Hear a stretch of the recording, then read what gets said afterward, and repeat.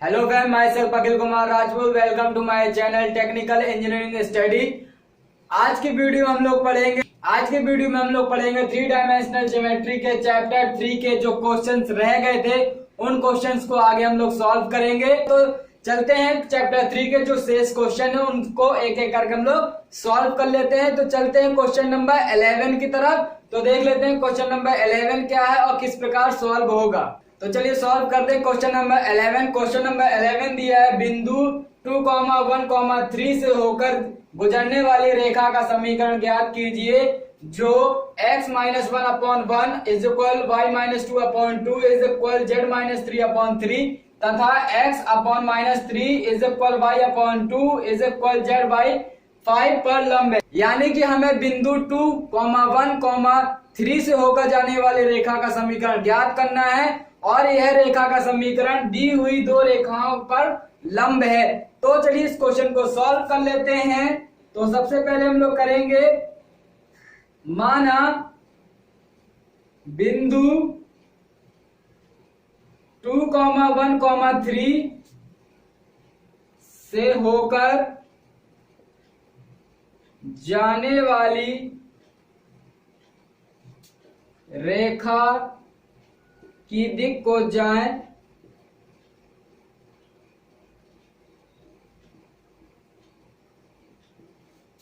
क्रमशः L, M, N है।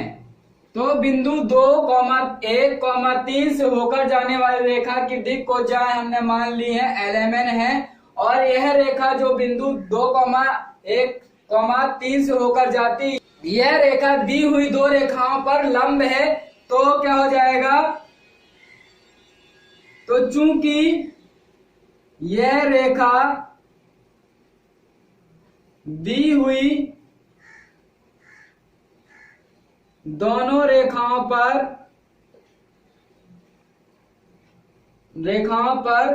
लंब है, इसलिए हो जाएगा L plus 2M plus 3N is equal to हो जाएगा 0 और -3L plus 2M plus 5N is equal to हो जाएगा 0। ये हो जाएगा आपका समीकरण नंबर फर्स्ट, ये हो जाएगा समीकरण नंबर सेकंड। अब इन दोनों समीकरण को हम लोग बज्र गुणन विधि से सॉल्व करते हुए LMN के मान ज्ञात कर लेंगे। तो समीकरण 1 व 2 को बज्र गुणन मेथड से सॉल्व करने पर, तो वज्र गुणन विधि से हल करने पर, तो जब हम लोग इस दोनों समीकरण को वज्र गुणन विधि से हल करेंगे तो हमें मिल जाएगा यहां से L के सामने वाले पार्ट दोनों बंद कर लेंगे तो क्या हो जाएगा 5 और इंटू 2 तो हो जाएगा 10 minus 6 is equal -m/5 plus 9 is equal n/2 plus 6। तो यहां से मिल जाएगी L/4 is equal -m/14 is equal n/8 और इसको हम लोग मान लेंगे इज इक्वल टू में k। तो यहां से हमें L/4 is equal to k लेके चलेंगे तो L की वैल्यू मिल जाएगी, L इज इक्वल टू हो जाएगा 4k और -m/14 is equal to k लेके चलेंगे तो हो जाएगा m is equal to -14k और इसी प्रकार n/8 is equal to k लेके चलेंगे तो हो जाएगा n is equal to 8k। तो यहां से हमें L, M, N की वैल्यू मिल गई और बिंदु दी है तो हम लोग निकाल लेंगे बिंदु 2, 1, 3 से होकर जाने वाली रेखा का समीकरण। अतः बिंदु 2, 1, 3 से होकर जाने वाली रेखा का समीकरण जबकि दिक् को जाएं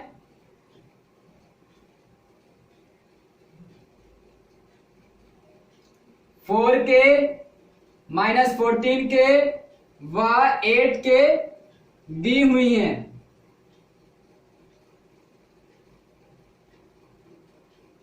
दी हैं तो यहां से एक बिंदु से होकर जाने वाले रेखा का समीकरण वाला फॉर्मूला अप्लाई कर देंगे, जबकि दिक् को ज्यादा दी हो तो फॉर्मूला होता है आपका x माइनस x1। तो x1 की वैल्यू है यहाँ पे 2, तो हो जाएगा x माइनस 2 अपॉन l की वैल्यू है यहाँ पे 4 के इज इक्वल हो जाएगा y माइनस y1। तो y1 की वैल्यू है 1, तो हो जाएगा y माइनस 1 अपॉन माइनस 14 के is equal z minus z1 की वैल्यू है 3, तो हो जाएगा z माइनस 3 अपॉन 8 के। यहां से k को कॉमन ले लेंगे और पक्षांतर कर देंगे, तो एक के यहां से हट जाएगा, तो हो जाएगा answer x minus 2 upon 4 is equal y minus 1 upon minus 14 is equal z minus 3 upon 8 के।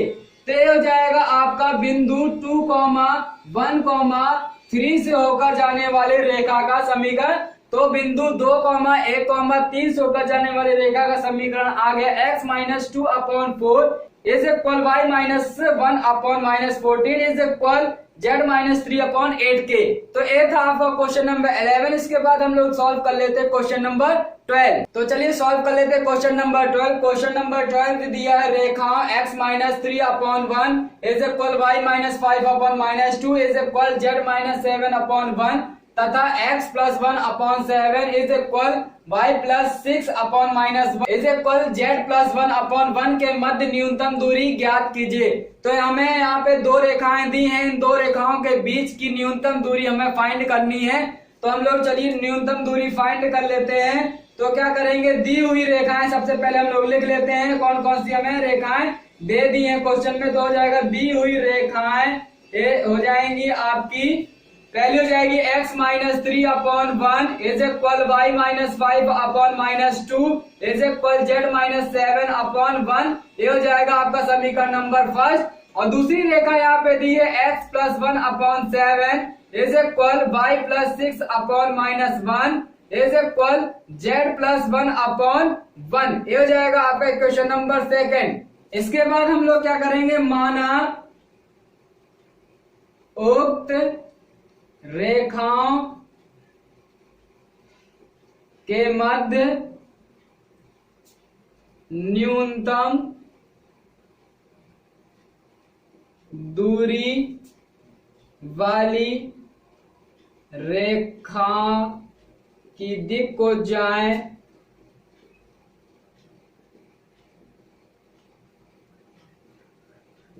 LMN है। तो क्या हो जाएगा, जो दोनों रेखाएं दी हैं तो इन दोनों रेखाओं के मध्य न्यूनतम दूरी वाली जो रेखा होगी उसकी हमने दिक् को जाए मान ली LMN। तो यहां से हो जाएगा L minus 2M plus N is equal to हो जाएगा 0 और 7L minus M plus N is equal to हो जाएगा 0। अब हम इन दोनों समीकरण को बीजगणित विधि से हल कर लेंगे। तो चलिए इन दोनों समीकरण को हम लोग बीजगणित विधि से हल कर लेते हैं। हो जाएगा समीकरण नंबर 3 व 4। तो बीजगणित विधि से हल करने पर, बीजगणित विधि से हल करने पर, तो जब बीजगणित विधि से हल करेंगे तो हो जाएगा L अपॉन 1 माइनस 2 का मल्टीप्लाई कराएंगे तो हो जाएगा माइनस 2 और इसके बाद माइनस 1 और 1 का मल्टीप्लाई कराएंगे तो हो जाएगा माइनस 1। तो हो जाएगा minus 2 plus 1 is equal minus M upon 1 minus 7 is equal N upon minus 1 और माइनस माइनस हो जाएगा प्लस, तो हो जाएगा 14। तो यहां से हमें मिल जाएगा L upon minus 1 is equal M upon 6 और N अपॉन हो जाएगी वैल्यू 13। इसके बाद इसी के इज इक्वल टू में लिख लेंगे हम लोग under root L square plus M square plus N square upon under root जो L M N के नीचे जो वैल्यूज दी हैं उन्हीं वैल्यूज का वर्ग करके हम लोग जोड़ देंगे। तो यहाँ पे माइनस 1 दिया तो माइनस 1 का वर्ग हो जाएगा 1 प्लस 6 का स्क्वायर हो जाएगा 36, तो हो जाएगा 36 फिर इसके बाद दिया 13, तो 13 का स्क्वायर हो जाता है 169। तो यहां से हो जाएगा L upon minus 1 is equal M upon 6 is equal N upon 13 is equal में L square plus M square plus N square की वैल्यू आपको मालूम है 1 होती है, तो अंडर रूट 1 हो जाएगा, अंडर रूट 1 की वैल्यू 1 ही रहेगी, तो हो जाएगा यहां से 1 अपॉन अंडर रूट। अब इन सभी संख्याओं को जोड़ देंगे तो जोड़ने पे मिल जाएगी अंडर रूट 206। तो यहां से हमें L M N की वैल्यू मिल जाएगी। तो L upon minus 1 is equal to 1 upon 206 को लेके हम लोग साथ में चलेंगे, तो यहां से हमें L की वैल्यू मिल जाएगी। L इज इक्वल टू हो जाएगा माइनस 1 अपॉन अंडर रूट 206। इसी प्रकार हम लोग लेके चलेंगे M upon 6 is equal to 1 upon under root 206। तो यहां से भी हमें M की वैल्यू मिल जाएगी। M इज इक्वल टू हो जाएगा 6 अपॉन अंडर रूट 206। इसी प्रकार हम तीसरी वैल्यू लेके चलेंगे N upon 13 is equal to 1 upon under root 206। तो यहां से हमें मिल जाएगी N की वैल्यू, तो यहां से N की वैल्यू मिल गई 13 अपॉन अंडर रूट 206। तो यहां से हमें LMN की वैल्यू मिल गई। LMN की वैल्यू निकालने के बाद हम लोग क्या करेंगे, जो दोनों रेखाएं दी हैं इन दोनों रेखाओं से हम लोग दो बिंदु निकाल लेंगे। तो यहां से हम लोग बिंदु A निकाल लेते हैं सबसे पहले। तो बिंदु A कैसे निकालेंगे, इसकी तुलना हम लोग पहले समीकरण की तुलना करा देंगे। x minus x1 upon L is equal to y minus y1 upon M is equal z minus z1 upon N से तुलना करा देंगे। तो यहाँ से हमें x1 y1 और z1 की वैल्यू मिल जाएगी। तो जो x1 y1 और z1 की वैल्यू आएगी वो बिंदु A हो जाएगी। तो यहाँ से हमें बिंदु A मिल जाएंगी। तो तुलना करा देते हैं। तो यहाँ से हमें x1 y1 और z1 की वैल्यू मिल जाएगी 3, 5 और 7। इसी प्रकार हम लोग बिंदु B भी निकाल लेंगे। तो बिंदु B हो जाएगी। बिंदु B कैसे निकलेगी, जो समीकरण सेकंड दी है यानी कि जो रेखा दूसरी दी है उस रेखा की हम लोग तुलना करा देंगे। x minus x2 upon L is equal y minus y2 upon M is equal z minus z2 upon N से। तो यहां से हमें x2, y2 और z2 की वैल्यू मिल जाएगी। तो यहां से हमें वैल्यू मिल जाएगी -1, -6 और -1। तो यहां से हमें बिंदु A B की वैल्यू मिल गई, यानी कि बिंदु A B के निर्देशांक मिल गए और LMN की वैल्यू भी मिल गई। तो इसके बाद अब हम लोग क्या करेंगे, न्यूनतम दूरी वाला सूत्र लगा देंगे और न्यूनतम दूरी फाइंड कर लेंगे। तो चलिए आगे हम लोग न्यूनतम दूरी फाइंड कर लेते हैं। तो चलिए आगे क्वेश्चन सॉल्व कर लेते हैं। तो आगे लिख लेंगे हम लोग, अतः दी हुई रेखाओं से स्पष्ट है कि बिंदु A 3, 5, 7 तथा बिंदु B -1, -6, -1 क्रमशः रेखा फर्स्ट व सेकंड पर स्थित है।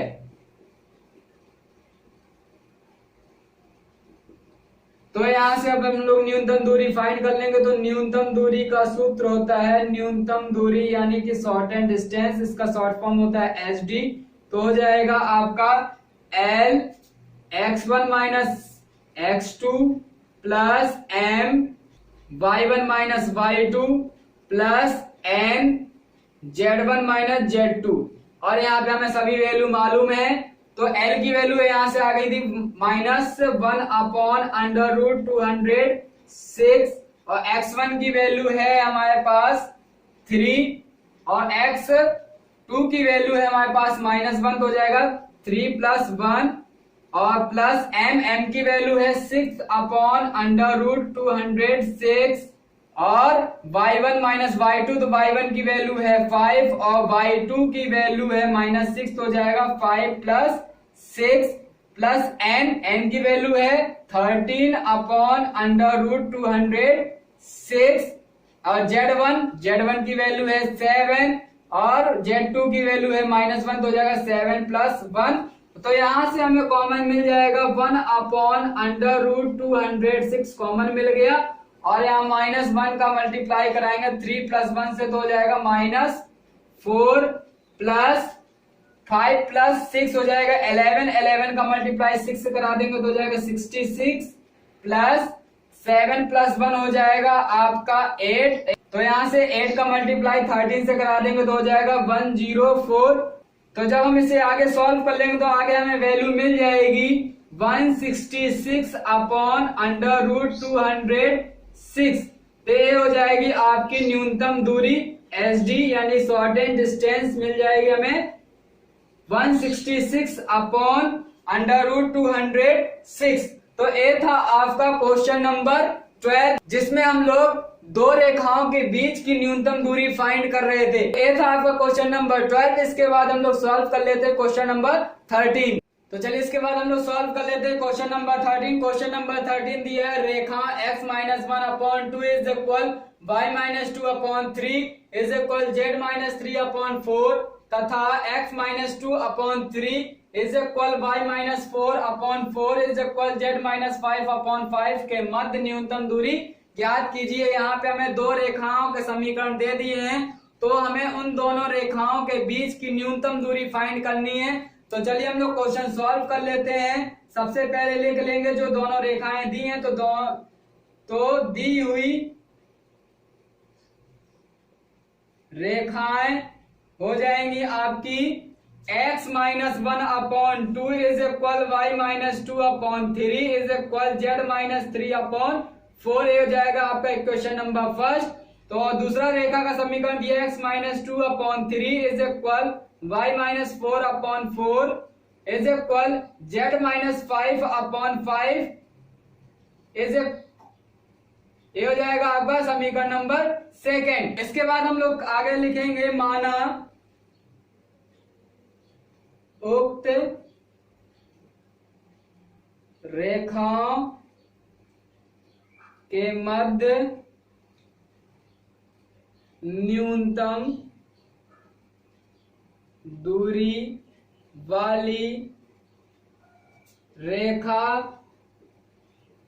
की दिक् को जाएं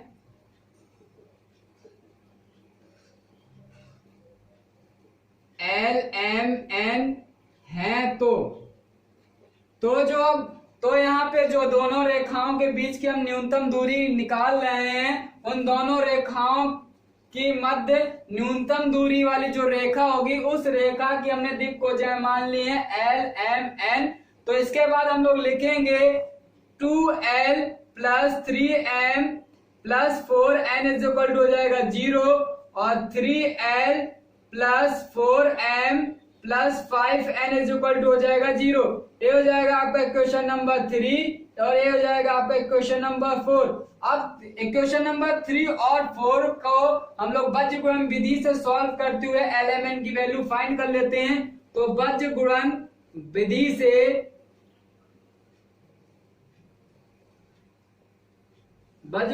से हो जाएगा L/5 मल्टीप्लाई 3 तो हो जाएगा 15 - 4 × 4 तो हो जाएगा 16 इज इक्वल -M/5 × 2 तो हो जाएगा 10 -3 × 4 तो हो जाएगा 12 इज इक्वल N/8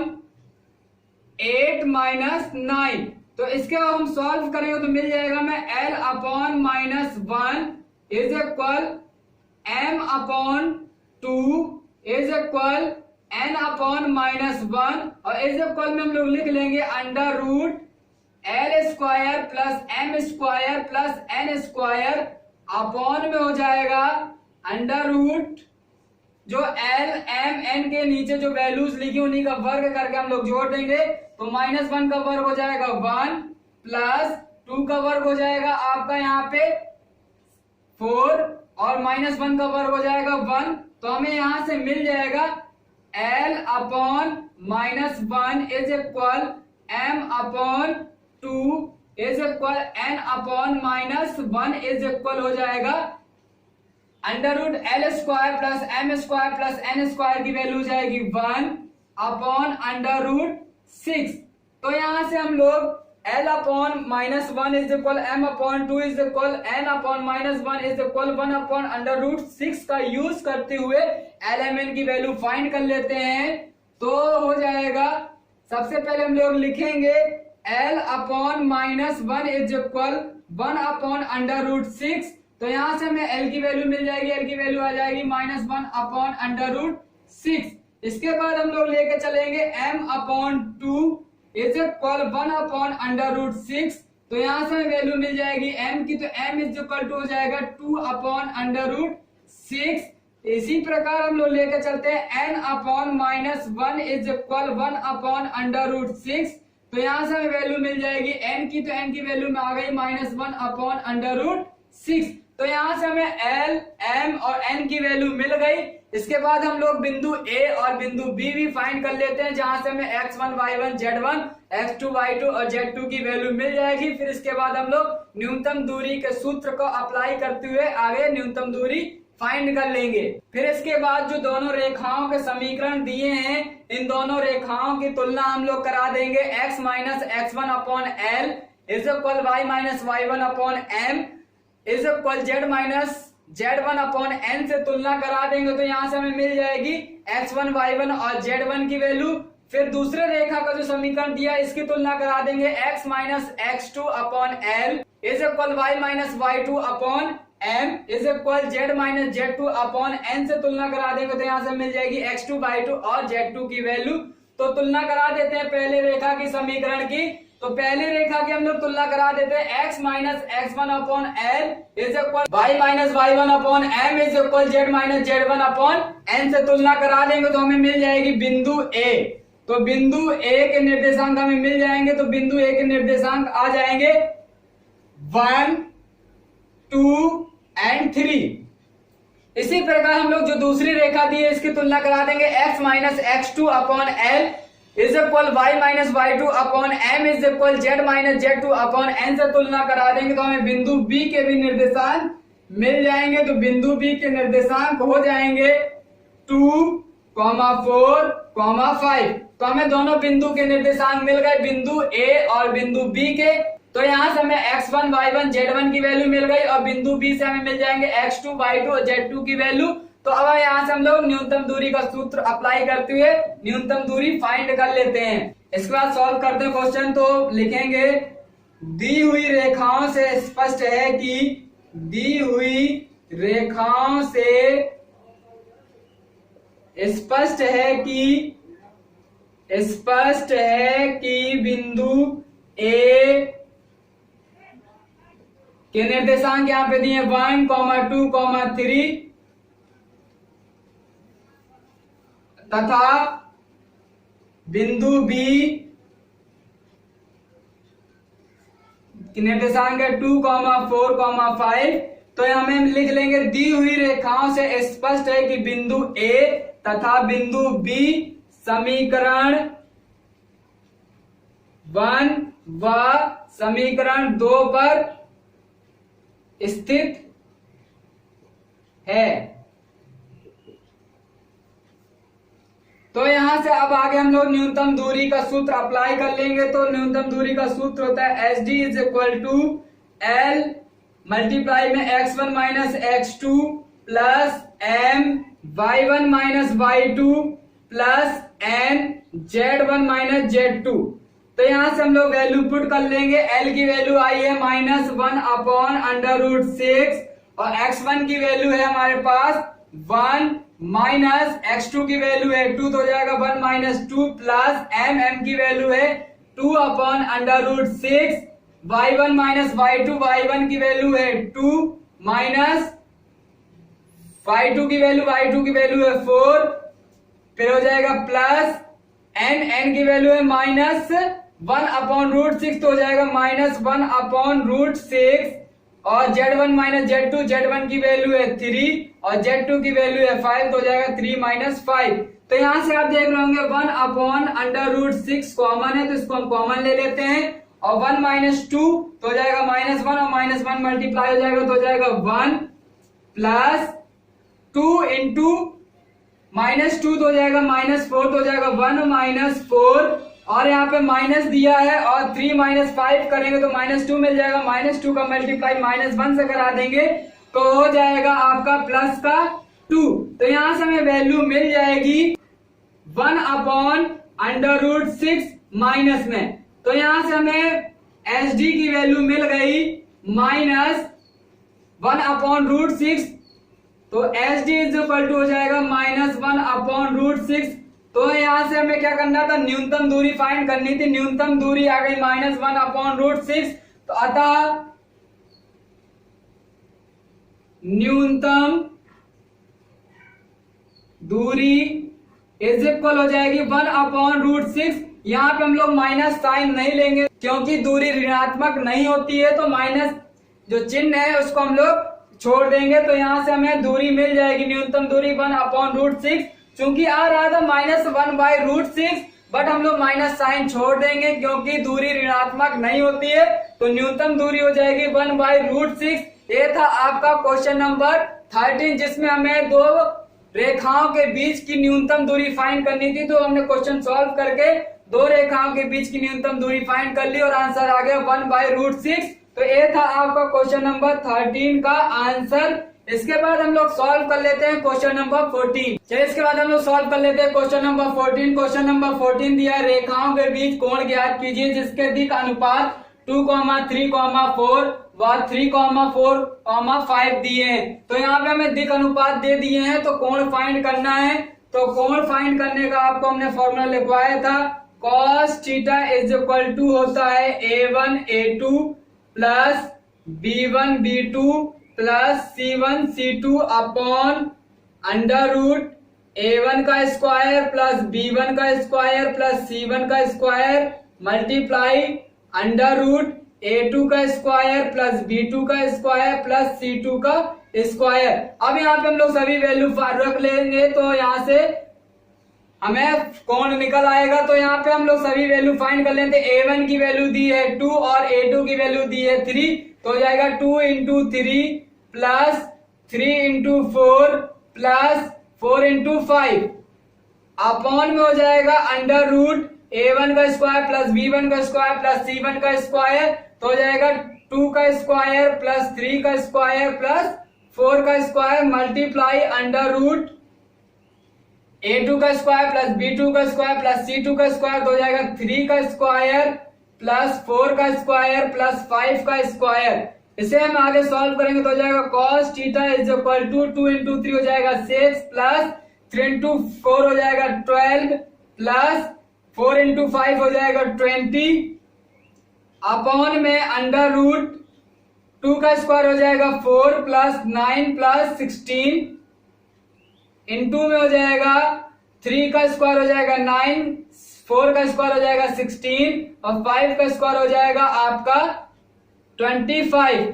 तो आगे से और सॉल्व करेंगे तो वैल्यू मिलेगी cos θ = 6 प्लस 12 हो जाएगा 18, 18 प्लस 20 हो जाएगा 38 अपॉन √4 प्लस 9 प्लस 16 हो जाएगा आपका √29 मल्टीप्लाई √50।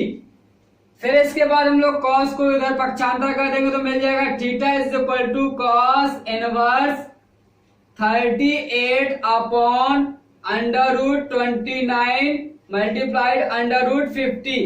तो यहाँ से आंसर आ गया, थीटा आ गया।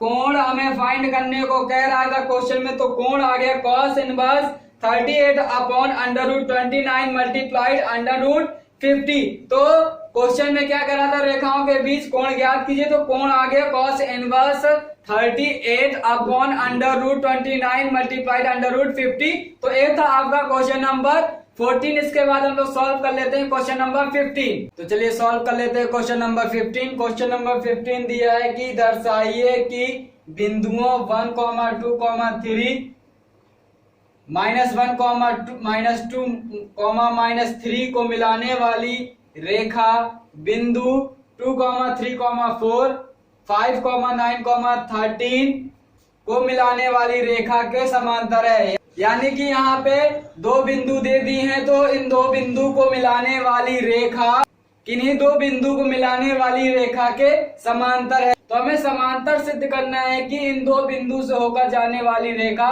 दूसरी दो बिंदु से होकर जाने वाली रेखा के समांतर है।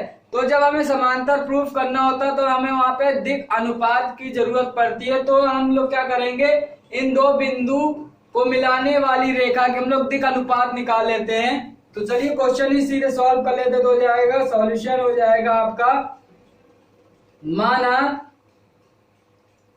बिंदु A इज इक्वल टू हो जाएगा 1, 2, 3, बिंदु B हो जाएगा आपका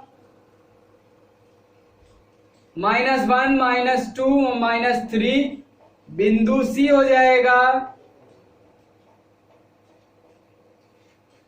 2, 3, 4, बिंदु D हो जाएगा 5, 9, 13, बिंदु E हो जाएगा आपका, बिंदु E के निर्देशांक हमें दे रखे हैं। बिंदु E के निर्देशांक है -2, 1 और 5, ये हो जाएगा बिंदु E के निर्देशांक। इसी प्रकार बिंदु F के निर्देशांक भी दिए हैं, तो हम बिंदु F के निर्देशांक भी नोट डाउन कर लेते हैं। तो हो जाएंगे बिंदु F के निर्देशांक 3, 3, 2। अब हम लोग क्या करेंगे, बिंदु A और B को मिलाने वाली रेखा के दिक् अनुपात निकाल लेते हैं। तो बिंदु A व B को मिलाने वाली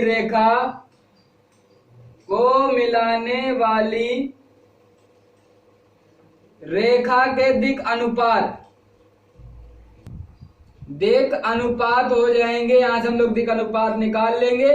तो बिंदु A और B को मिलाने वाली रेखा हो जाएगी AB रेखा। तो AB रेखा के दिक् अनुपात हो जाएंगे आपका A1, B1 और C1। तो यहां से A1, B1 और C1 के हम लोग वैल्यू निकाल लेते हैं। तो कैसे निकालेंगे, x2 - x1, और B1 की निकालेंगे y2 - y1, और C1 की निकालेंगे z2 - z1 से। और यहाँ पे हमें बिंदु A और B दे दिए हैं, तो हम लोग बिंदु A और B के निर्देशांक का यूज करते हुए दिक् अनुपात निकाल लेंगे रेखा AB के। तो x2 की वैल्यू यहाँ पे हमें कितनी है, -1, और x1 की वैल्यू है 1, तो हो जाएगा -1, -1 इज इक्वल टू हो जाएगा -2। इसी प्रकार अब B1 निकाल लेंगे, तो y2 - y1, y2 की वैल्यू है -2 और y1 की वैल्यू है 2, तो हो जाएगा -2 इज इक्वल टू हो जाएगा -4। इसके बाद C1 दिया है z2 - z1, तो z2 की वैल्यू हमें दी है -3 और z1 की वैल्यू दी है 3, तो हो जाएगा -6।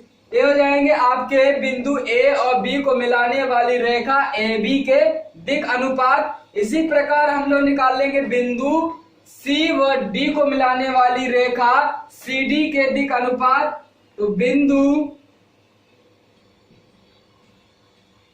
C व D को मिलाने वाली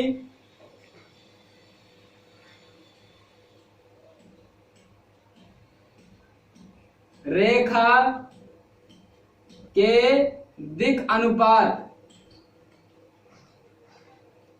तो बिंदु C व D को मिलाने वाली रेखा CD के दिक् अनुपात हो जाएंगे A2, B2 और C2। तो A2 की हम लोग वैल्यू निकाल लेंगे x2 - x1 का यूज करते हुए, B2 की वैल्यू निकालेंगे y2 - y1 का यूज करते हुए, और C2 की वैल्यू निकालेंगे z2 - z1 का यूज करते हुए। तो यहाँ से बिंदु C व D को लेकर चलेंगे, तो x2 - x1 इसकी वैल्यू हम लोग पुट कर देंगे। तो यहाँ से बिंदु C और D से हो जाएगा x2 की वैल्यू हो जाएगी 5 और x1 की वैल्यू हो जाएगी 2, तो हो जाएगा 5 - 2, तो 5 - 2 इज इक्वल टू हो जाएगा 3। इसी प्रकार y2 - y1, तो y2 की वैल्यू है आपकी 9 और y1 की वैल्यू है आपकी 3, तो हो जाएगा 9 - 3 इज इक्वल टू हो जाएगा 6।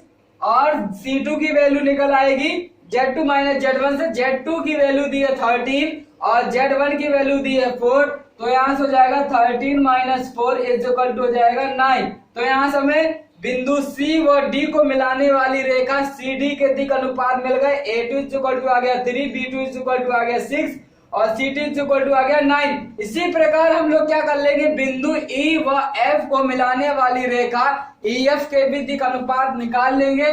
तो चलिए निकाल लेते हैं। तो बिंदु ई व एफ को मिलाने वाली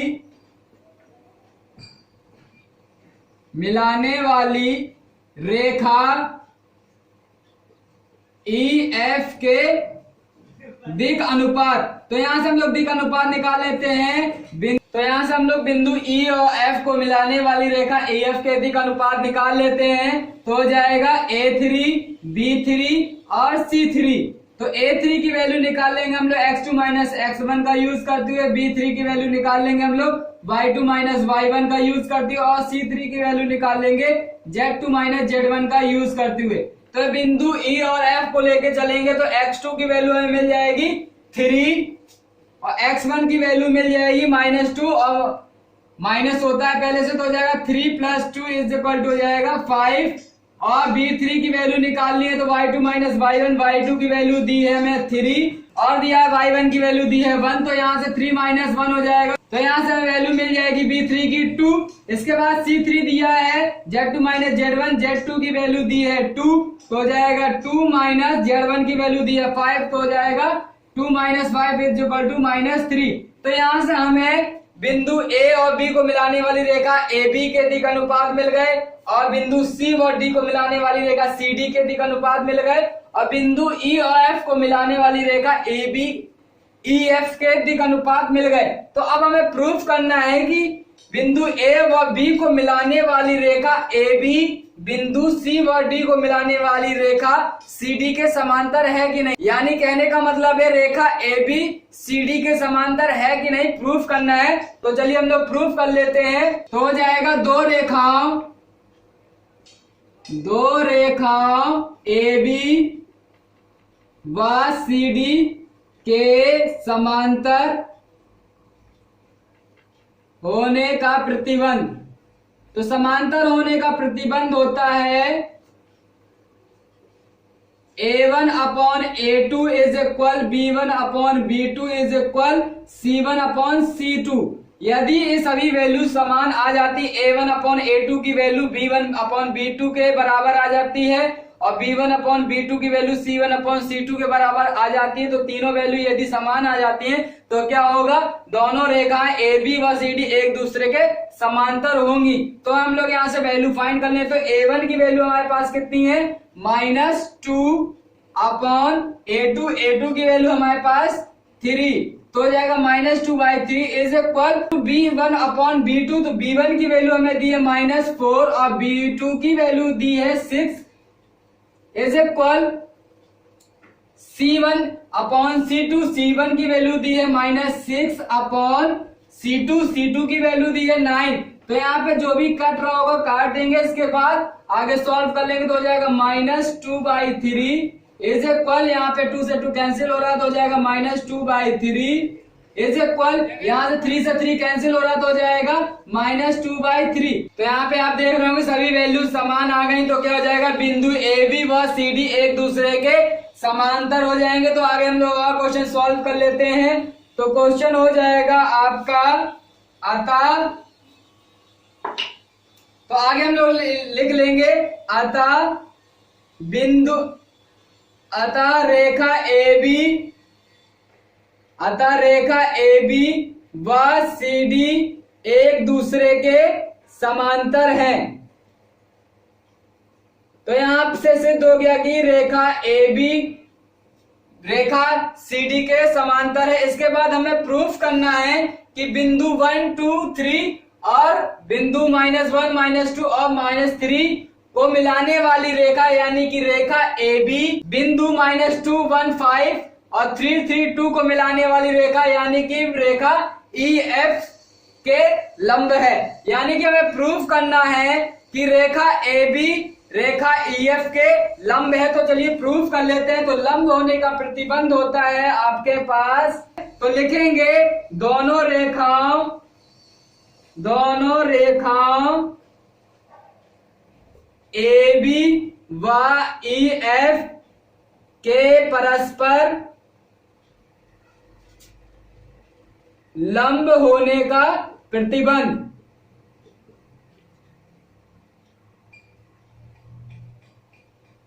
तो लंब होने का प्रतिबंध होता है आपका A1 into A2 is plus B1 into B2 plus C1 into C2 is equal to 0। यदि A1 into A2 plus B1 into B2 plus C1 into C2 is equal to 0 आ जाता है तो दोनों रेखाएं परस्पर लंब हो जाएंगी। तो यहाँ पे हमें प्रूफ करना है कि रेखा AB और रेखा EF परस्पर लंब है कि नहीं। तो रेखा AB के दिक अनुपात ले लेंगे और रेखा EF के दिक अनुपात ले लेंगे और उसके बाद हम लोग प्रूफ कर देंगे। तो रेखा AB के दिक अनुपात होंगे A1, B1 और C1। तो हम लोग वैल्यू पुट कर लेते हैं। तो A1 की वैल्यू है आपके पास -2 और मल्टीप्लाई में A2 की वैल्यू है हमारे पास यानी EF रेखा के जो भी दिक अनुपात होंगे उनको लेके चलेंगे। तो यहां से हो जाएगा A3।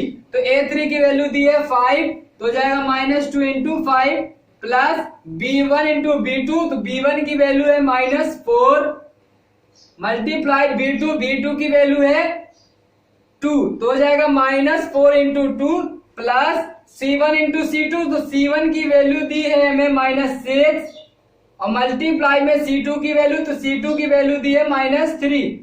यदि इन सभी को गुणा करने के बाद योग 0 हो जाता है तो क्या हो जाएंगी रेखा AB और AF एक दूसरे के लंब होगी। तो चलिए इसे सॉल्व कर लेते हैं, देख लेते हैं। तो -2 इंटू 5 हो जाएगा -10 और -4 इंटू 2 हो जाएगा आपका -8 तो -8 हो गया और प्लस -6 इंटू -3 हो जाएगा आपका 18। तो जब हम इसे जोड़ेंगे तो हमें 0 के बराबर मिल जाएगा यानी 0 = 0 आ जाएगा। तो A1 A2 plus B1 B2 plus C1 C2 किसके बराबर आ गया 0 के। यानी कि यहां से प्रूफ होता है AB रेखा EF रेखा के परस्पर लंब है। अतः रेखा AB रेखा EF के लंब है। तो यहां से प्रूफ हो गया कि रेखा AB रेखा EF के लंब है। तो यहाँ पे क्वेश्चन में हमें प्रूफ करना था कि दर्शाइए कि बिंदु 1, 2 और 3 फिर बिंदु -1, -2, -3 को मिलाने वाली रेखा बिंदु 2, 3, 4, 5, 9, 3 को मिलाने वाली रेखा के समांतर होगी। तो बिंदु 1, 2, 3 -1, -2, -3 को मिलाने वाली रेखा बन गई थी आपकी AB। तो यहाँ पे हमने दोनों बिंदुओं का यूज करते हुए रेखा AB के दिक अनुपात निकालिए। तो रेखा AB के दिक अनुपात आ गए थे -2, -4 और -6। इसी प्रकार हमने निकाल लिया था बिंदु 2, 3, 4 और बिंदु 5, 9, 13 को मिलाने वाली रेखा CD के दिक अनुपात। तो रेखा CD के दिक अनुपात हमें मिल गए थे 3, 6 और 9। तो यहां से हमने दोनों रेखाओं के दिक अनुपात का यूज करते हुए हमने प्रूफ कर लिया कि दोनों रेखाएं परस्पर समांतर है कि नहीं। तो समांतर होने का प्रतिबंध होता है A1/A2 = B1/B2 = C1/C2। यदि ये प्रतिबंध संतुष्ट कर जाता है तो क्या हो जाएंगी दोनों रेखाएं परस्पर समांतर हो जाएंगी। तो हमने दोनों रेखाओं के AB रेखा के दिक अनुपात निकाल ही लिए थे और रेखा CD के भी दिक अनुपात निकाल लिए थे। फिर इस प्रतिबंध में हमने दोनों रेखाओं के दिक अनुपात की वैल्यू रख दी और बाद में सॉल्व करने पर हमें मिल गया A1/A2 = B1/B2 = C1/C2 यानी कि सभी वैल्यू समान है। तो क्या हो जाएगा यहाँ से AB व CD दोनों रेखाएं परस्पर क्या हो जाएंगी समांतर। फिर इसके बाद कह रहा था कि जो रेखा AB है वो रेखा EF के लंब है कि नहीं हमें प्रूफ करने को कह रहा था। तो रेखा EF के बिंदु दे रखे थे बिंदु E और बिंदु F हमें दे रखे थे। तो यहाँ से हमने बिंदु E और F का यूज करते हुए रेखा EF के हमने दिक अनुपात फाइंड कर लिए। तो यहाँ पे हमने बिंदु E और F को मिलाने वाली रेखा EF के दिक अनुपात फाइंड कर लिए।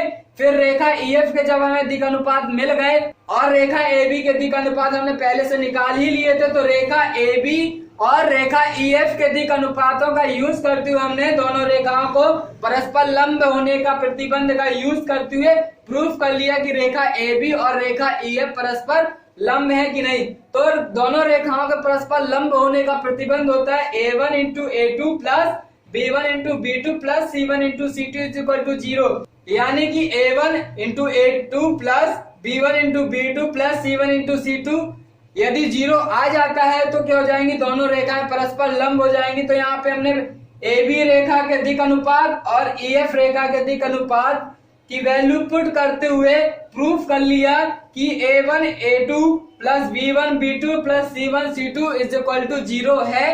तो यहाँ से हो जाएगा AB रेखा EF रेखा के लंबवत हो जाएगी। तो ये था आपका क्वेश्चन नंबर 15 का सॉल्यूशन। इसके बाद क्वेश्चन नंबर 16 और क्वेश्चन नंबर 17 में आपको दो रेखाओं के बीच की न्यूनतम दूरी फाइंड करनी है। इससे रिलेटेड क्वेश्चन, न्यूनतम दूरी से रिलेटेड क्वेश्चन मैंने इस वीडियो में आपको पहले ही बता चुका हूँ। क्वेश्चन नंबर 12 और क्वेश्चन नंबर 13 में हमने सॉल्व किया है। दो रेखाओं के बीच की न्यूनतम दूरी फाइंड करना हमने आपको बता दिया क्वेश्चन नंबर 12 और क्वेश्चन नंबर 13 में। तो उसी मेथड का यूज करते हुए हम लोग क्वेश्चन नंबर 16 और क्वेश्चन नंबर 17 भी सॉल्व कर लेंगे। तो इन क्वेश्चंस को आप खुद ही सॉल्व करेंगे ताकि आपके भी क्वेश्चन में प्रैक्टिस हो जाए। तो उम्मीद है कि आपको 3D ज्योमेट्री के चैप्टर 3 के जो क्वेश्चंस आज के लेक्चर में आपको हमने बताए हैं वो क्वेश्चन आपको अच्छे से समझ में आ गए होंगे। यदि आपको क्वेश्चन में किसी प्रकार का डाउट है तो आप हमें कमेंट बॉक्स पे जाकर जरूर बताएं। और यदि आपको वीडियो अच्छा लगा तो वीडियो को लाइक और चैनल को सब्सक्राइब करना ना भूलें। और वीडियो को जितना अधिक से अधिक हो सके शेयर जरूर कर दें ताकि बाकी के स्टूडेंट भी अपने स्टडी को कंटिन्यू रख सकें। धन्यवाद।